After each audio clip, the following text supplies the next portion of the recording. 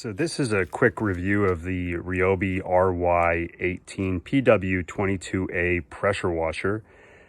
This model is definitely available in the United Kingdom. I'm not sure about North America, but wanted to tell you a little bit about my experience with it in case it's helpful to anyone out there. The first thing I'll say is I do like this Ryobi One Plus system.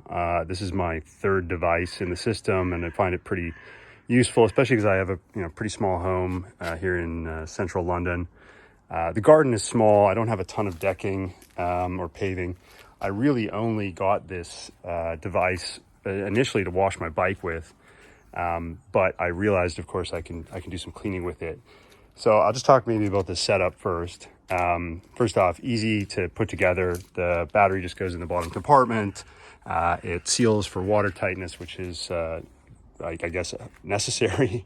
Then you just clip on your hose.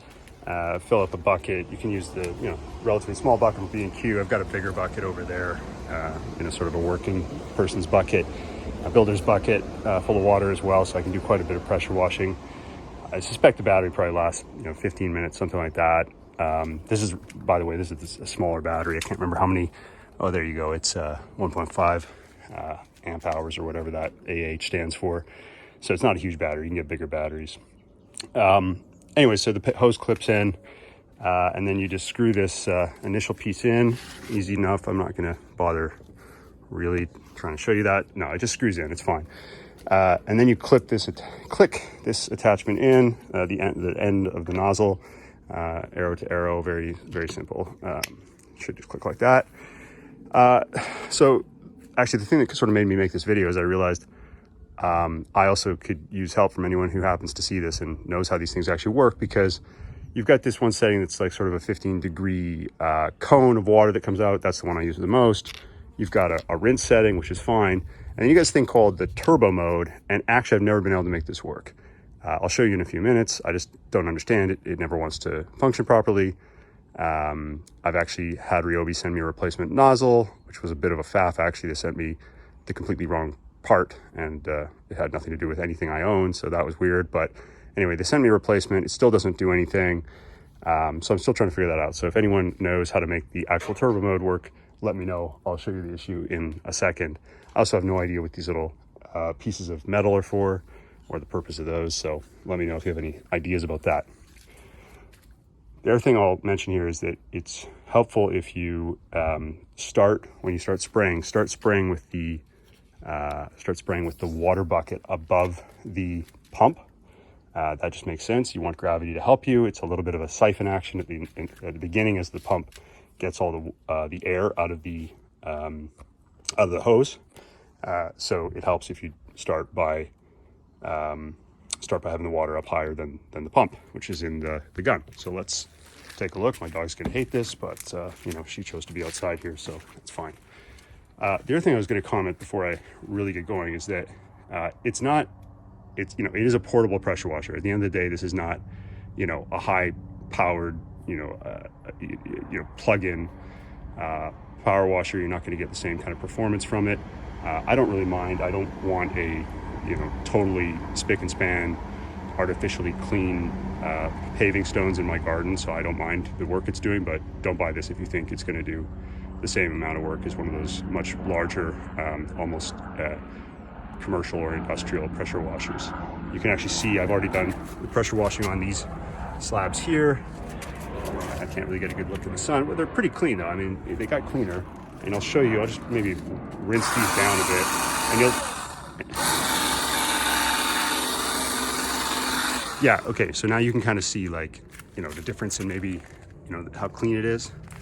Not really because of the lighting, but let me show you. I'm going to get it going on the right angle, the right nozzle setting. This is the 15-degree cone setting, and let's try this out.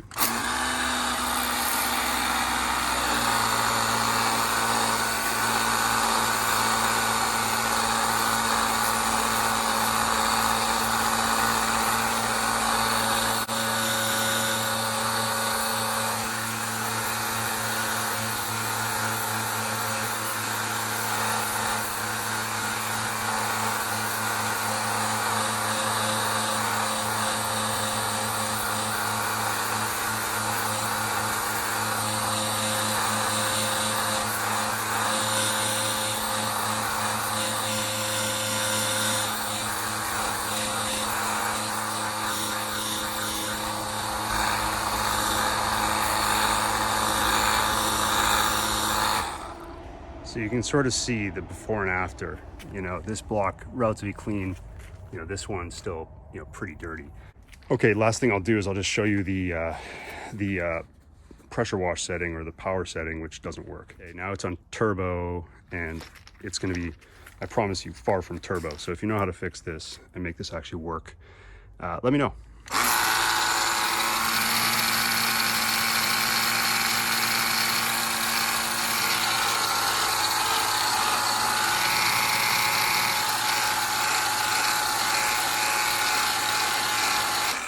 Yeah, that's absolutely no different than rinse. Anyways, hope you found this helpful. Okay, so this has had a chance to dry a bit, and then my battery died before I could finish, but you can see what it looks like color-wise. And I'll probably do it again a little bit, maybe. I gotta do under there and move that table. I'll finish putting in these blocks. And here's, you know, this is what it used to look like. And we'll get going on. Okay, so we basically managed to finish all the pressure washing on this side, and you can see it's looking pretty clean. Pretty happy with that. Now I gotta finish that bit. Hope you found this useful.